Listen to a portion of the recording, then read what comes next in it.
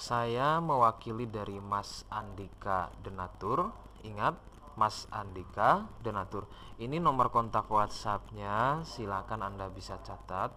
Kemudian mengenai detail produk dan juga selengkapnya penyakit, berikut uraian selengkapnya. Terima kasih.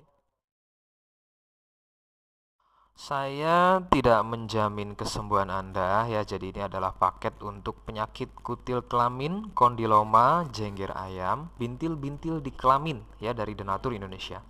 Obatnya sudah ada izin resmi dari BPOM, Dinas Kesehatan, dan hal kapsulnya dari MUI ya. Ini silakan kontaknya sudah ada di awal video ini ya. Ini saya lakukan karena saya tidak mungkin melayani lebih dari satu pasien secara bersamaan, sehingga kontaknya saya bagi ya ke orang yang mengunggah konten video saya. Denatur sedia di Tokopedia, Bukalapak, Lazada, dan juga Shopee. Nama tokonya adalah Mas Agil. Bisa catat Mas Agil ya. Kemudian untuk mencegah penipuan, mohon kontak hanya di area video ini ya. Terima kasih. Wassalamualaikum warahmatullahi Penyakit wabarakatuh. kutil kelamin atau medis menyebutnya dengan nama penyakit kondiloma acuminata ya. Kutil kelamin atau kondiloma acuminata ini penyebabnya adalah virus HPV ya. Human papilloma virus adalah sebagai penyebab penyakit tersebut timbul, yang kemudian dari virus ini akan menyebabkan rusaknya regenerasi sel kulit baru ya, sel-sel kulit baru yang sebetulnya fungsi dari sel kulit baru ini akan menggantikan sel-sel kulit yang lama. Namun karena sudah dirusak oleh virus HPV ini, sehingga susunan kulit pada bagian kemaluan tersebut akan terganggu ya. Menjadi timbul bintil-bintil atau benjolan-benjolan, atau mungkin juga seperti penumpukan-penumpukan sel-sel kulit mati. Nah, inilah yang disebut dengan benjolan kutil kelamin ya, baik pada pria atau mungkin wanita.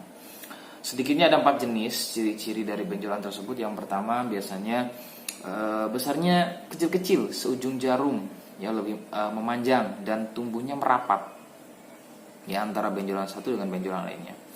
Nah, ini biasanya lebih sering ditemui pada bagian pria begitu.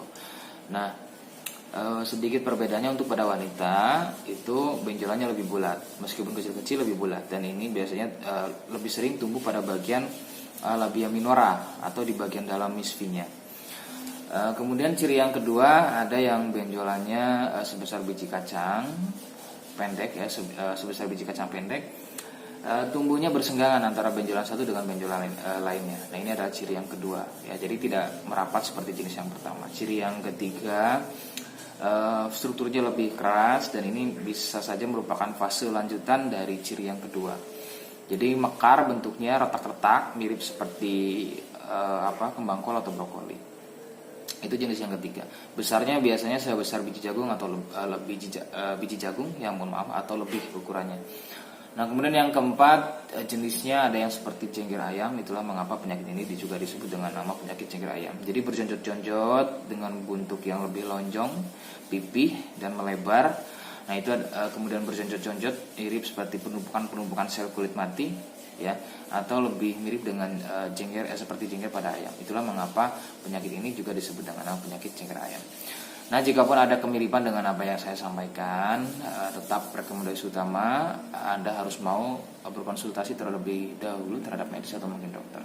Jikapun nanti berkenan dengan pengobatan herbalnya, silakan kontak sudah ada di awal video ini ya. Silakan Anda bisa catat, kemudian nanti bisa berkonsultasi dengan saya ya, dan rekan-rekan saya di sini ya. Terima kasih.